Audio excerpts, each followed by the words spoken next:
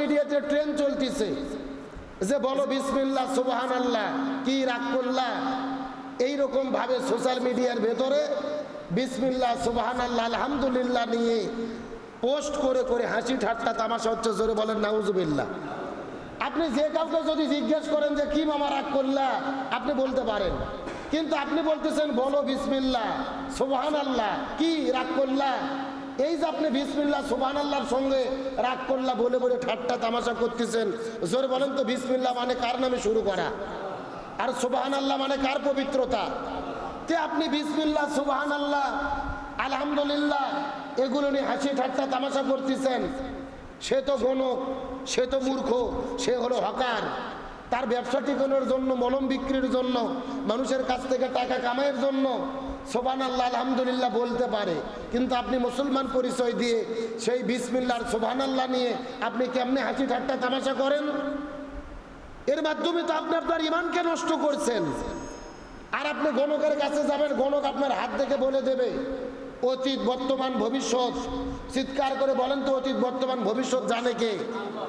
হাদিস শরীফের মধ্যে এসেছে, সুনান আবু দাউদ শরীফের 3904 নম্বর হাদিস, রসুল বলেন যারা গণকের কাছে যাবে, গণকের কথা বিশ্বাস করবে, তার ঈমান থাকবে না, সে আল্লাহর সঙ্গে কুফরি করে, সে কাফের হয়ে যায়। জোরে বলেন নাউজুবিল্লাহ। তাহলে গণকের কাছে যাওয়াও যাবে না, তার কথা বিশ্বাসও করা যাবে।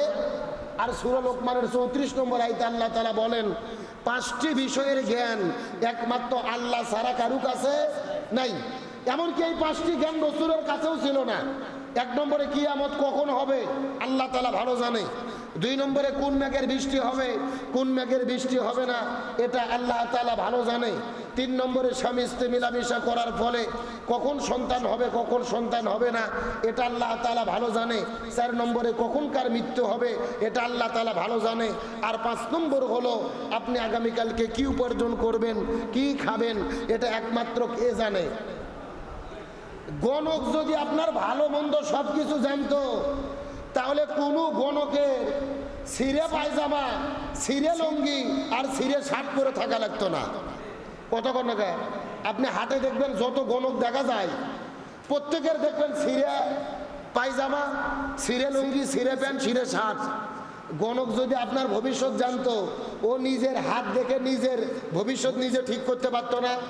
ও তো আর নিজের জীবনের পরিবর্তন করতে পারেনি। 1 সন্ধ্যা খায়, 2 সন্ধ্যা খায় না, চিটেরি বাটপারি করে চলে। তার মানে গণকের নামে যত ব্যবসা সমাজে আছে সবগুলো হলো ভুয়া এবং 2 নম্বরই। এগুলোকে বিশ্বাস করা যাবে। আল্লাহ তাআলা এই ঈমান ধ্বংসকারী কাজ থেকে আমাদেরকে হেফাজতে থাকার তৌফিক দান করুক, বলুন আমিন। আমাদের জাতির পিতা হযরত ইব্রাহিম আলাইহিস সালাম 1 নয় 2 নয়, যখন তার বয়স 86 বছর হয়ে গেছেন, 86 বছর বয়স পর্যন্ত আল্লাহ তাআলা কোনো সন্তান দান করেন নাই। হযরত ইব্রাহিম আলাইহিস সালাম আল্লাহর কাছে সব সময় শুধু দোয়া করেন, রব্বি হাবলি মিনাস সলিহিন, হে আল্লাহ আপনি আমাকে নেককার একটা সন্তান দান করেন। রব্বি হাবলি মিনাস সলিহিন, হে আল্লাহ আপনি আমাকে একটা নেককার সন্তান দান করেন। চিৎকার করে বলেন তো সন্তান দান করার মালিক কে? বারবার যখন ইব্রাহিম আলাইহিস সালাম দোয়া করা শুরু করলেন, দোয়া করতে করতে আল্লাহ তাআলা দোয়াকে কবুল করে নিলেন। ফাবাশশারনাহু বিগুলামিন হালিম। আল্লাহ তাআলা ডাক দিয়ে বলেন, এই ইব্রাহিম আমি তোমাকে একটা ধৈর্যশীল সন্তানের তোমাকে সুসংবাদ দিয়ে দিলাম। হযরত ইব্রাহিম আলাইহিস সালামের স্ত্রী হাজেরা আলাইহিস সালামের গর্ভের মধ্য থেকে আল্লাহ তাআলা হযরত ইসমাঈল আলাইহিস সালামকে দুনিয়ার মধ্যে দান করলেন। ইব্রাহিম আলাইহিস সালাম সুখে শান্তিতে সংসার করা শুরু করে দিলেন। কিন্তু আল্লাহ তাআলা আবারও পরীক্ষার মধ্যে ফেলে দিলেন। আল্লাহ তাআলা ডাক দিয়ে বলে, এই ইব্রাহিম আমি তোমাকে ইসমাঈল নামক যেই সন্তান দান করলাম, এই সন্তান আর তোমার স্ত্রীটাকে তোমার কাছে রাখা যাবে না। এখান থেকে বিশাল দূরে মরুভূমির ভেতরে তাদেরকে বনবাসে রেখে আসতে হবে। সন্তান দান করার পরই আল্লাহ আবার পরীক্ষার মধ্যে ফেলে দিলেন। তোমার স্ত্রী সন্তানকে বাড়িতে রাখা যাবে না, কোথায় রাখতে হবে? মরুভূমির ভেতরে। হযরত ইব্রাহিম আলাইহিস সালাম তার সন্তানটাকে সঙ্গে করে নিয়ে, স্ত্রীকে সঙ্গে করে নিয়ে রওনা করা শুরু করলেন। উটের ওপরে চড়ার পরে যাইতে যাইতে 1 নয় 2 নয় 15 দিন পার হয়ে গেছে। ইব্রাহিম আলাইহিস সালাম বসবাস করতেন ফিলিস্তিনের ভেতরে। ওই ফিলিস্তিন থেকে যেতে যেতে বর্তমানে যেই জায়গার মধ্যে কাবা ঘর, ওই কাবা ঘরের কাছে যাওয়ার পরে সেই সময় কিন্তু কোনো কাবা ঘর ছিল না, শহর ছিল না, মক্কা মদিনা ছিল না, পুরোটাই ছিল মরুভূমি। আল্লাহ তাআলা হুকুম করলেন, ইব্রাহিম এই মরুভূমির ভেতরে তোমার স্ত্রী সন্তানকে রেখে আবারও বাড়ির দিকে তুমি ফিরে যাওয়া শুরু করে দাও। হযরত ইব্রাহিম আলাইহিস সালাম তার স্ত্রী সন্তানটাকে মরুভূমির মধ্যে রেখে আবারও ফিলিস্তিনের দিকে যখন রওনা করা শুরু করলেন, পেছন দিক থেকে মা হাজেরা আলাইহিস সালাম ডেকে বললেন, ওগো প্রাণের স্বামী, এই যে গভীর মরুভূমি, এই জায়গার মধ্যে থাকার মতো কোনো ঘর নাই, থাকার মতো কোনো জায়গা নাই, খাবার মতো কোনো পানির ব্যবস্থা নাই, খাবারের মতো কোনো খাদ্য নাই। এই মরুভূমির ভেতরে আপনি আমাদেরকে রেখে কেন চলে যাচ্ছেন?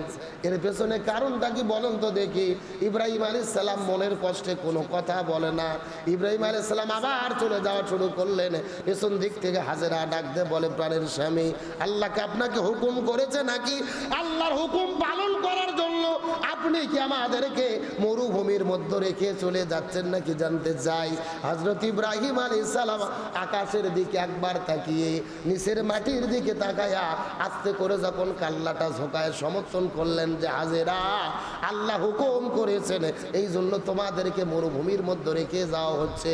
হযরত হাজেরা আলাইহিস সালাম সঙ্গে সঙ্গে ডাকতে বলে, এ প্রাণের স্বামী, ভালোভাবে জেনে নেন, আল্লাহ তাআলা যদি হুকুম করে আমাদের মনে কোনো টেনশন নাই, যে আল্লাহ তাআলা আমাদেরকে এই মরুভূমির মধ্যে রেখে যাওয়ার জন্য আদেশ করেছেন, ওই আল্লাহ আমাদেরকে হেফাজত করবে। চিৎকার করে বলেন না সুবহানাল্লাহ। ইমান কত শক্তিশালী, কত পাকাপোক্ত। হে প্রাণের স্বামী, আল্লাহ যদি এই জায়গাতে রেখে যাওয়ার আপনাকে আদেশ করে, আমাদের কোনো টেনশন নেই, ওই আল্লাহ আমাদেরকে মরুভূমির মধ্যে হেফাজত করবে। জোরে বলেন আল্লাহু আকবার। কিন্তু হযরত ইব্রাহিম আলাইহিস সালাম বৃদ্ধ বয়স, 86 বছর বয়সে আল্লাহ তাআলা সন্তান দান করলেন। ওই সন্তান এবং স্ত্রীকে রেখে মরুভূমির ভেতরে আবার যখন ফিলিস্তিনের দিকে রওনা শুরু করলেন, তার মনের মধ্যে কষ্ট আছে না নাই? এই জমিনের ভেতরে প্রতিটা পুরুষ সবচাইতে বেশি ভালোবাসে তার সন্তানকে, সবচাইতে বেশি ভালোবাসে তার স্ত্রীকে। সেই স্ত্রী সন্তানকে মরুভূমির মধ্যে রেখে আবার বাড়ির মধ্যে ফিরে যাওয়া, এটা চারটিখানি কথা নয়। একটা বাবা মা তার সন্তানকে কত ভালোবাসে।